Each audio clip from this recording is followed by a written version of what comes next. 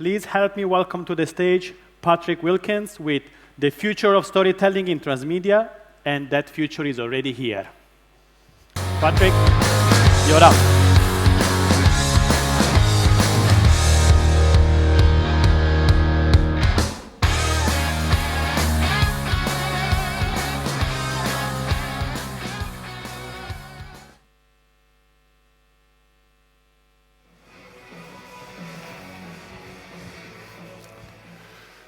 Thank you very much. Thanks for coming. Thanks for coming a little bit earlier and cutting your coffee break short. Hopefully in the next 12 to 15 minutes I can share some useful knowledge. Maybe starting with a clicker. That's not working right now.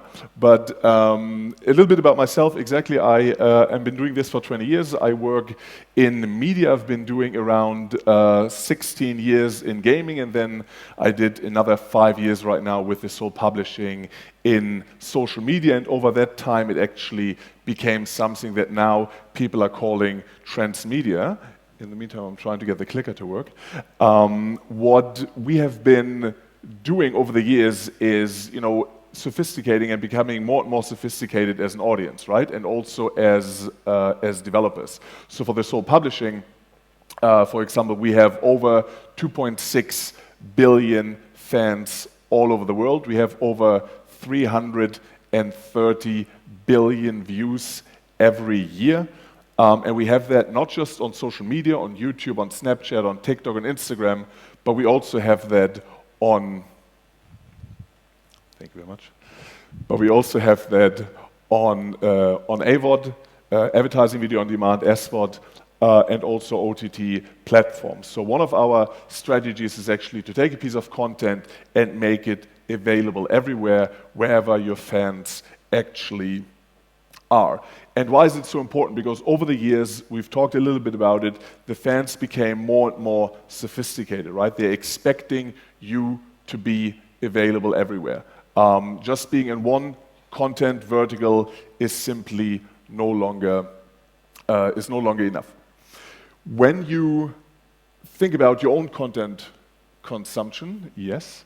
When you think about your own content consumption, maybe by a raise of hand, who in the last 24 hours has been watching something on linear TV, on your TV in your living rooms, maybe by show of hands? A few people. Who has been playing games, either on your mobile phone or on a console? A few more, especially the gaming crowd. I appreciate that. Nice. Who has been watching social media videos? TikTok, YouTube, Snapchat, Instagram. All of you guys. Nice. Who's doing that during my presentation? Some of you, probably. I'll try to be interesting enough to prevent it as long as possible. That's me. Those are my kids. And I already mentioned that I've been doing that for a long time, hopefully. The company is big, really big, the largest in the world, as we claim it, and we are everywhere. This is what I meant when I said we're not just on social. And this is some of the content that we produce, right? It's positive, it's uplifting content, it's content that can be played everywhere, it's content that's being translated into 21 different languages. And it's also content that utilizes, we talked a lot, or actually we heard a lot about AI avatars, especially from Aseni, from the TikTok crew. So we're also utilizing our own virtual influencers, our own avatars. And the reason why I'm talking about Polar, I'll talk about this a little bit later in the success cases as well. So what's Transmedia?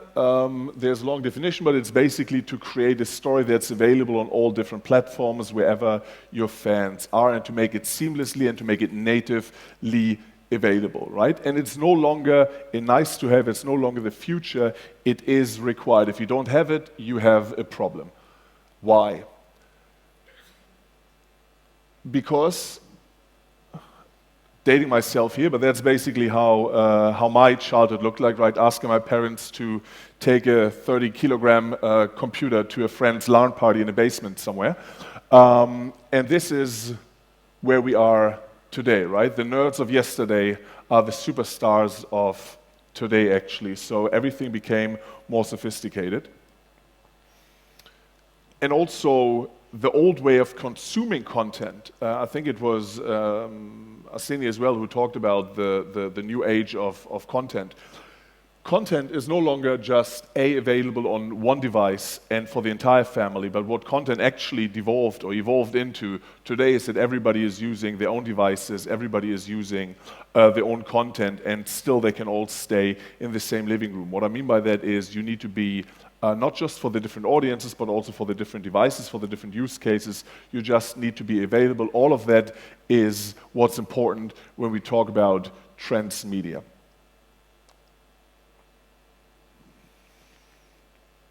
To give you a little bit of an idea, and if you want, you can make a picture, but that basically explained also over the age groups, right? How user behavior actually changes, how diversified this viewing behavior actually is, and where those people are. I had a slide actually last year, which was from 2022. This one's from 2024, and it already changed, right? So it's a rapidly evolving environment. I'm pretty sure that next year or the year afterwards, this will look different once again.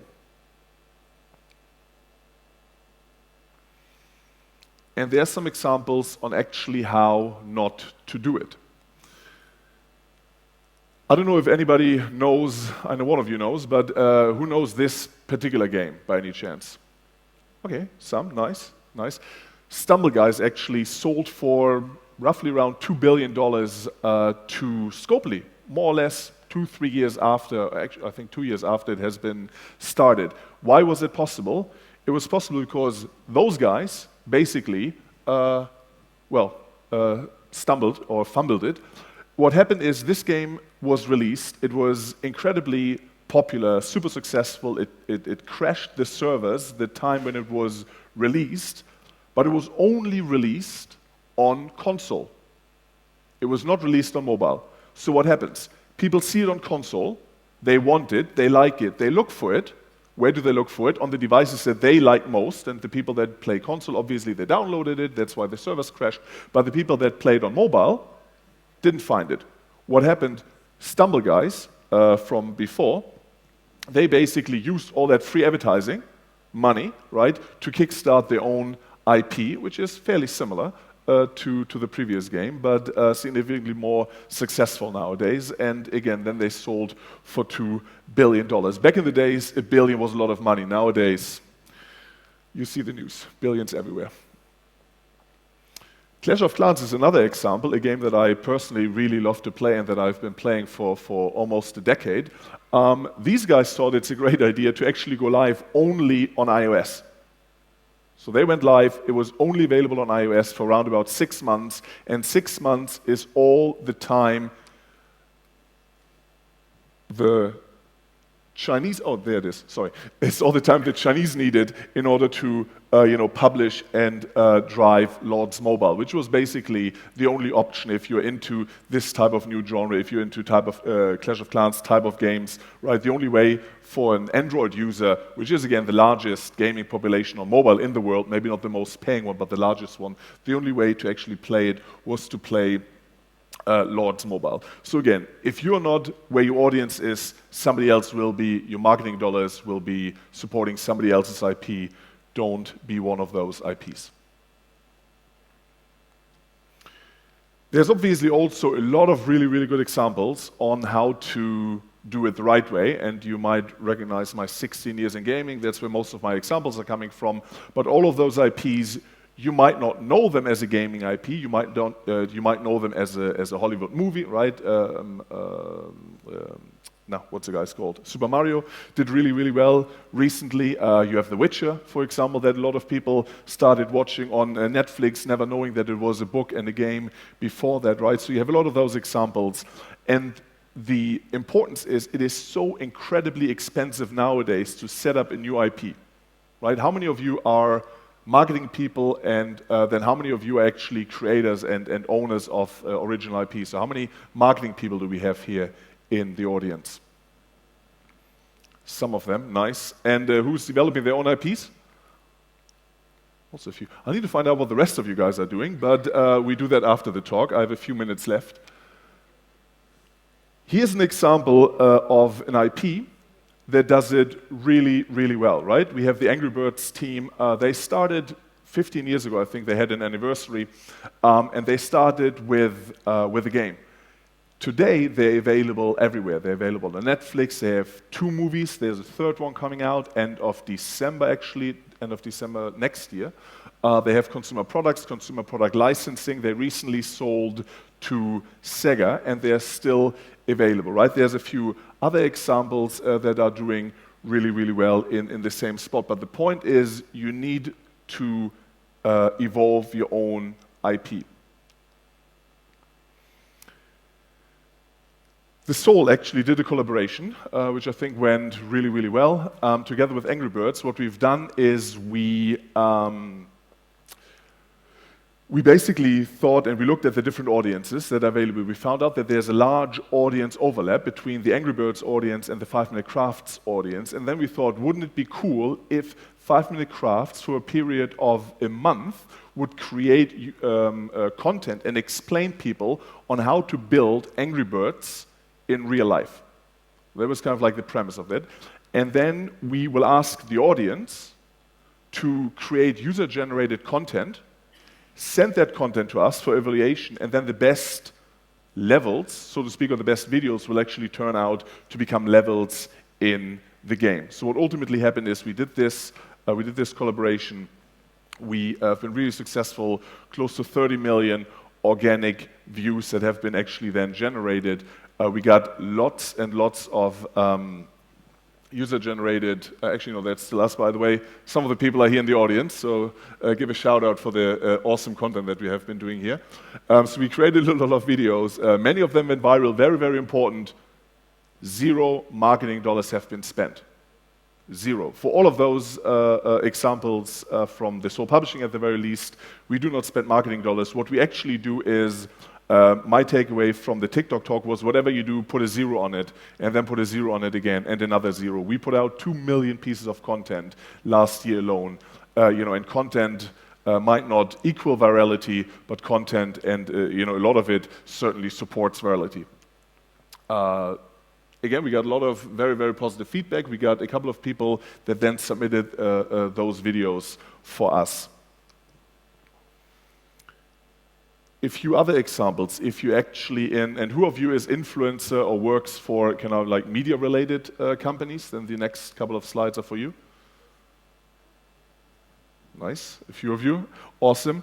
So we have Logan Paul and KSI that basically thought, hey, nobody can afford my hourly rates anymore. I'll need to come up with another idea.